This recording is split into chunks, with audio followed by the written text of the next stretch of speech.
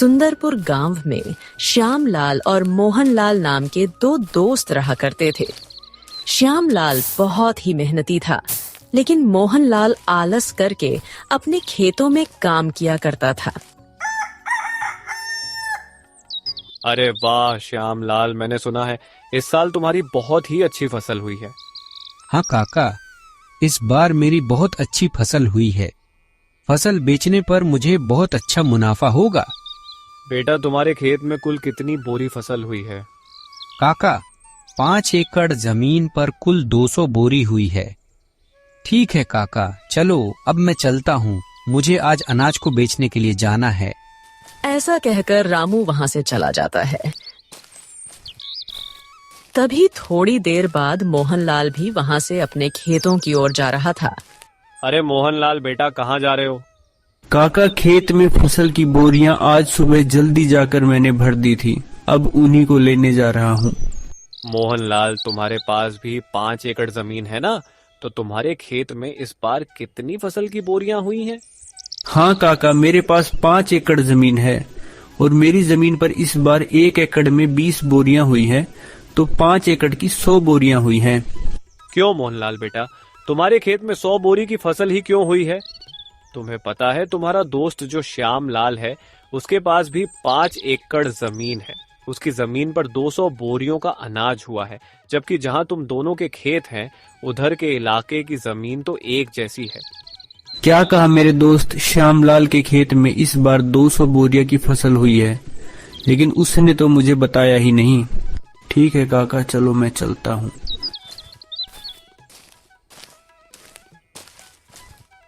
फिर शाम को मोहनलाल अपनी फसल बेचकर अपने घर लौट जाता है। घर पहुंचकर मोहनलाल फसल के बारे में सारी बात अपनी पत्नी को बताता है। मुझे पता है आपको ज्यादा बोरियां का नुकसान क्यों हुआ है, क्योंकि आप अपने दोस्तों की तरह मेहनत नहीं करते, इसलिए आपको ज्यादा बोरियों का नुकसान हुआ है। क्योंकि आपका जब मन होता है आप तभी खेत पर जाते हो, और अगर ऐसा ही रहा तो कैसे चलेगा? अरे भाग्यवान, इसमें मेरी भी क्या गलती है? मुझसे जितना होता है मैं वह सब कर लेता हूँ। अब मुझे तुम ही बताओ, मैं इसके अलावा क्या करूँ? आज आप अपनी जमीन को बेच दो और श्यामलाल के पास वाली जमीन को खरीद लो। अगर श्यामलाल की जमीन 5 एकड़ है तो आप भी पूरी 5 एकड़ जमीन को खरीद लो। वो श्यामलाल से कहो कि अब अपने अपने दोनों पूरे 10 एकड़ जमीन पर साथ मिलकर काम करेंगे, और जो भी मुनाफा होगा दोनों बराबर बांट लेंगे। हाँ, तुम यह बात बिल्कुल सही कह रही हो। मैं कल ही श्यामलाल के पास जाकर इस बारे में बात करूंगा, और मुझे जहाँ तक पता है श्यामलाल मेरी इस बात को टालेगा नहीं। फिर अगले दिन सुबह होने पर महेश अपने दोस्त श्यामलाल के यहाँ जाता है। भाई श्यामलाल, कैसे हो तुम? मोहनलाल, मैं अच्छा हूँ, तुम बताओ, तुम सुबह सुबह यहाँ कैसे आ गए? श्यामलाल, हम और तुम दोनों बचपन के बहुत अच्छे दोस्त हैं, तो मैं सोच रहा था कि मेरी जमीन को मैं बेच दूं और तुम्हारी जमीन के पास ही जमीन खरीद लूं, वो भी तुम्हारी जमीन के बराबर पूरी 5 एकड़। हाँ हाँ मोहन भाई, खरीद लो, यह तो बहुत ही अच्छी बात है। मुझे भी मेरा एक अच्छा पड़ोसी मिल जाएगा। लेकिन श्यामलाल, अगर तुम्हें ऐतराज ना हो तो अपन दोनों मिलकर तुम्हारी और मेरी जमीन पर खेती करें, क्योंकि दोनों अलग अलग मेहनत करने से अच्छा है दोनों एक जगह ही मेहनत करें, इससे अपन दोनों को अच्छा मुनाफा भी होगा। हाँ हाँ मोहन भाई, मुझे इस बात से कोई ऐतराज नहीं है। चलो अपन सेठ मणिराम के यहाँ चलकर जमीन को खरीदने और बेचने की बात करते हैं, क्योंकि मेरे खेत के पास की जमीन सेठ मणिराम की है। फिर दोनों सेठ मणिराम के पास चले जाते हैं। सेठ जी, श्यामलाल के पास वाली जो जमीन आपकी है, मुझे उस जमीन को खरीदना है। तो खरीद लो, हमने कब मना किया है? लेकिन जमीन खरीदने के लिए पैसे लेकर आए हो। दरअसल सेठ जी, बात ऐसी है कि मैं अपनी 5 एकड़ जमीन बेचना चाहता हूँ और श्यामलाल के पास वाली 5 एकड़ जमीन खरीदना चाहता हूँ। तो खरीद लो, मुझे कोई दिक्कत नहीं है, लेकिन मेरी जमीन के बदले मुझे तुम्हारी जमीन और 5,000 चाहिए। लेकिन सेठ जी, मेरी जमीन भी तो 5 एकड़ की है और आपकी जमीन भी तो 5 एकड़ की है, तो फिर आप मुझसे 5,000 रुपए क्यों मांग रहे हो? देखो भाई मोहन, जमीन की समय के हिसाब से कीमत होती है। अगर तुम्हें लेनी है तो 5,000 दे दो, वरना कोई बात नहीं। ठीक है सेठ जी, चलो आप 5,000 ले लेना, लेकिन आपकी वह जमीन मुझे दे दो। फिर मोहनलाल सेठ मणिराम से उसकी जमीन खरीद लेता है। फिर ऐसे ही कुछ दिन बीतने के बाद सुनो भाई मोहन, हमें कल से खेतों में हल चलाना होगा, इसलिए कल सुबह तुम तैयार रहना खेत जाने के लिए। अरे यार, हल चलाने में तो बहुत मेहनत लगती है। पहल के साथ साथ पूरे खेत में चलना पड़ता है। मुझे इस काम से बचने के लिए कोई ना कोई बहाना तो बनाना ही पड़ेगा। अरे सुनो भाई श्याम, आज मेरी पत्नी के पिताजी का देहांत हो गया है और मुझे 12 दिन के लिए उनके वहां जाना पड़ेगा, और अगर मैं वहां नहीं गया तो अच्छा नहीं लगेगा। हाँ मोहन भाई, यह बात तो सही है। वह तुम्हारे पिता समान है, तो तुम वहां चले जाना। तुम्हारे हिस्से का काम भी मैं ही कर लूंगा, तुम बेफिक्र होकर चले जाओ। मुझे तो ऐसा लग रहा था कि तुम इस बात के लिए बिल्कुल नहीं मानोगे। तुम सच में मेरे बहुत अच्छे दोस्त हो। मैं 12 दिन बाद वापस आकर तुम्हारे साथ खेत में बहुत मेहनत करूंगा। फिर थोड़ी देर बाद महेश अपनी पत्नी के साथ उसके ससुराल चला जाता और इस बात से रामू बहुत परेशान हो। सुनो जी, आप इतना परेशान क्यों नजर आ रहे हैं? क्या हुआ? क्या बात है? अरे कुछ नहीं मोहन, अपनी पत्नी के साथ उसके मायके गया है और खेत में बहुत काम पड़ा है। अरे तो आप परेशान मत हुए, वो जब तक नहीं आते मैं आपके साथ खेत में काम करवा दूंगी। फिर अगले ही दिन से श्यामलाल अपनी पत्नी राखी के साथ मिलकर हल चलाने का काम शुरू कर देता है। फिर कुछ दिन बीतने के बाद श्यामलाल मोहन की यहाँ जाता है। सुनो भाई मोहन, बारिश के दिन चालू हो गए हैं और थोड़ी थोड़ी बारिश भी आने लगी है, तो मैं सोच रहा हूँ अपन दोनों मिलकर बारिश के पानी के जाने के लिए रास्ता बना दें। अगर अपन पानी के जाने के लिए रास्ता बना देंगे तो अपने खेत में बारिश का पानी एक जगह जमा नहीं होगा। अरे लेकिन श्यामलाल भाई, मुझे आज बहुत जरूरी काम है। अरे क्या हुआ मोहन भाई, इस समय तुम्हें ऐसा कौन सा जरूरी काम आ गया? अरे हाँ, मैं तुम्हें बताना तो भूल ही गया था। मुझे तुम्हारी भाभी को लेकर शहर में डॉक्टर के यहाँ जाना है, क्योंकि 2-3 दिन से तुम्हारी भाभी की तबीयत बहुत खराब चल रही है। ठीक है मोहन, तुम चले जाना, मैं यहाँ का सारा काम काज देख लूंगा। फिर महेश अपने मन में सोचता है, अरे वाह, यह तो मेरी इतनी जल्दी ही बात मान गया, मेरे हिस्से का काम भी करने के लिए तैयार हो गया।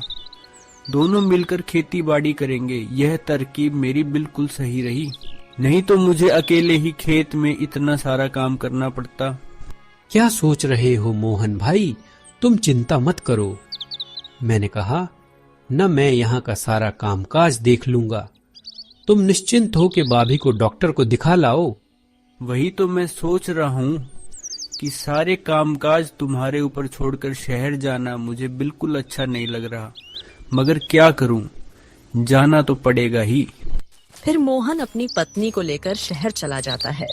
वो दूसरी ओर श्यामलाल बारिश में भीगता हुआ अपने खेत में बारिश के पानी को जाने के लिए रास्ता बनाने लगता है।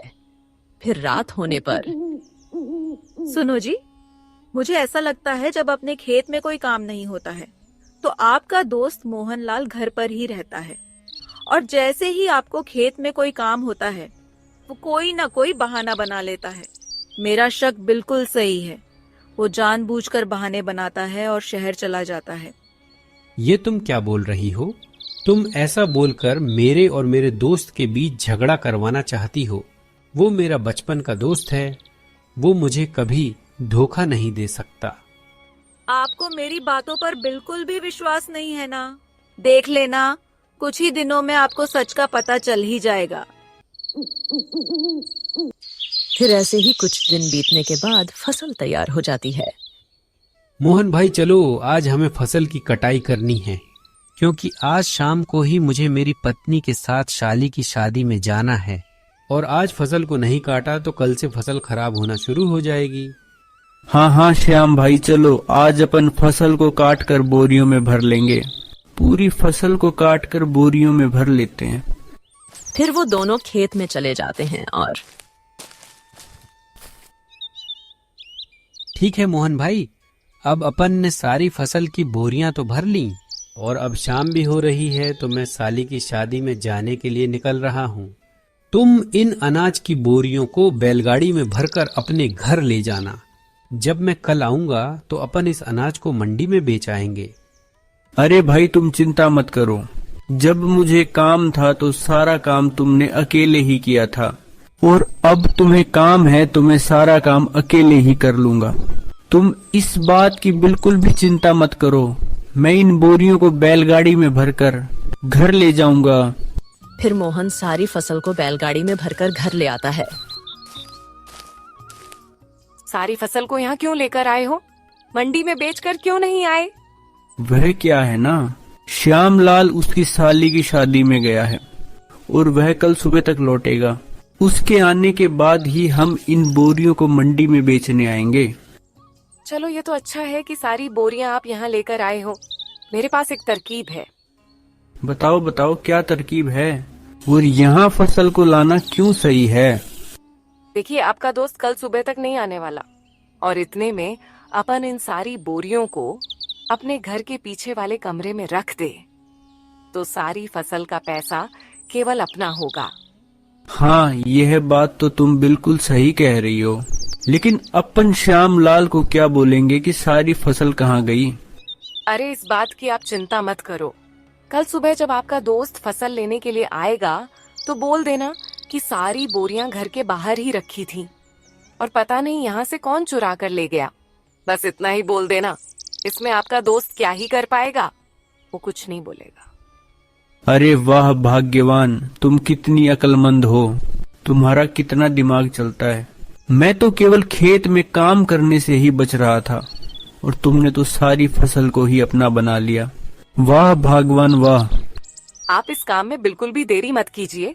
आप सारी बोरियों को बैलगाड़ी से उतारकर घर के बाहर ही रख दीजिए, ताकि गांव वाले भी देख सके कि बोरी आपने घर के बाहर रखी है। फिर रात होने पर अपन दोनों मिलकर बोरियों को छुपा देंगे।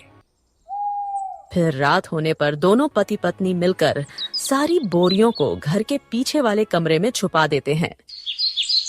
फिर अगले दिन सुबह होने पर श्यामलाल मोहनलाल की यहाँ आता है। अरे मोहनलाल भाई, तुमने सारी बोरियां कहाँ पर रखी है? चलो आज अपन उनको मंडी में बेच आते हैं। हाँ हाँ श्यामलाल भाई चलो। फिर वो दोनों घर के बाहर जाते हैं। अरे बाप रे, मैंने अनाज की सारी बोरियां तो यहीं रखी थी, कहाँ गई बोरियां? अरे मोहनलाल भाई, तुम ये क्या बोल रहे हो? कहाँ है सारी बोरियां? मुझे नहीं पता, मैंने सारी बोरियां कल शाम को यहीं लाकर रखी थी। मैंने सोचा था कि यहीं से सारी बोरियां उठाकर अपन मंडी में बेच आएंगे, लेकिन अब क्या करेंगे, अपनी सारी बोरियां तो चोरी हो गई। क्या अपनी सारी अनाज की बोरियां चोरी हो गई? हाँ, ये चोरों का ही काम है, नहीं तो यहाँ पर रखी हुई बोरियां भला कौन लेकर जाएगा? मोहन भाई, तुमने ये क्या किया? पूरे 6 महीने की मेहनत को तुमने चोरों के हाथों में सौंप दिया। मुझे तुमसे ये उम्मीद नहीं थी। अरे श्याम भाई, यह तुम क्या बोल रहे हो? तुम तो ऐसे बोल रहे हो जैसे उस फसल में तुम्हारे अकेले का ही हिस्सा था, और मैंने चोरों को जानबूझकर वो बोरियां हाथ में दे दी हो। उस फसल में मेरा भी तो हिस्सा था, नुकसान मेरा भी तो हुआ है। हाँ, यह बात भी बिल्कुल सही है। चोर अपन दोनों का ही हिस्सा लेकर गए हैं। अपन दोनों को ही बहुत बड़ा भारी नुकसान हुआ है। चलो ठीक है, अब मैं अपने घर चलता हूँ। ऐसा कहकर श्याम वहां से अपने घर चला जाता है और घर जाकर चुपचाप बैठ जाता है।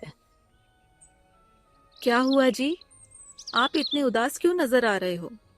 क्या बताऊं मैं तुम्हें? फिर श्याम अपनी पत्नी को सारी बात बता देता है। अरे तो कोई बात नहीं, आप चिंता मत कीजिए।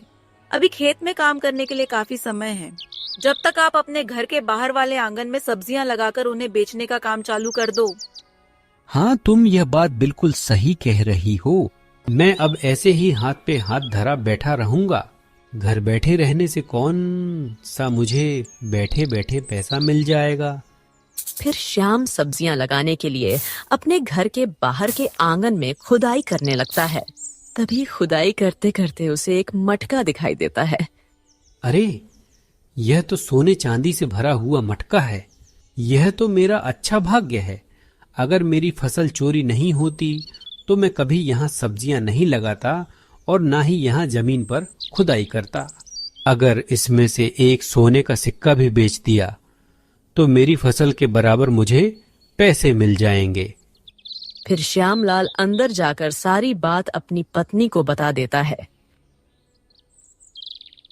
यह सब भगवान की ही कृपा है, क्योंकि आप बहुत मेहनती इंसान हो।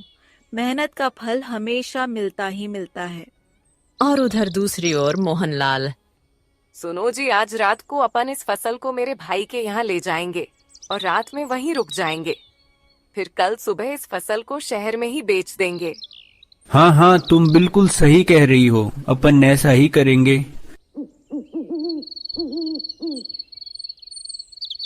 फिर रात होने पर मोहन और उसकी पत्नी दोनों उस कमरे में जाते हैं तो देखते हैं उनकी सारी फसल की बोरियां खराब हो चुकी हैं। अरे, ये क्या हो गया? अपन ने इनको यहाँ छुपाने से पहले यह तो सोचा ही नहीं कि अगर फसल को थोड़ी भी हवा नहीं मिलेगी तो सारी फसल खराब हो जाएगी। ये सब तुम्हारी वजह से हुआ है। जो अपन को अपने हिस्से में मिलने वाला था अब तो वह भी नहीं मिलेगा। चला गया अब अपने हाथ से सब कुछ। अब क्या करेंगे अपन दोनों? हमारा सब बर्बाद हो गया अब। तो दोस्तों, हमें इस कहानी से यही सीख मिलती है कि हमें कभी भी किसी के साथ बुरा नहीं करना चाहिए, क्योंकि बुरा करने वालों के साथ बुराई ही होता है। और श्याम बहुत ही मेहनती आदमी था, तो उसे उसकी मेहनत का फल मिल ही गया।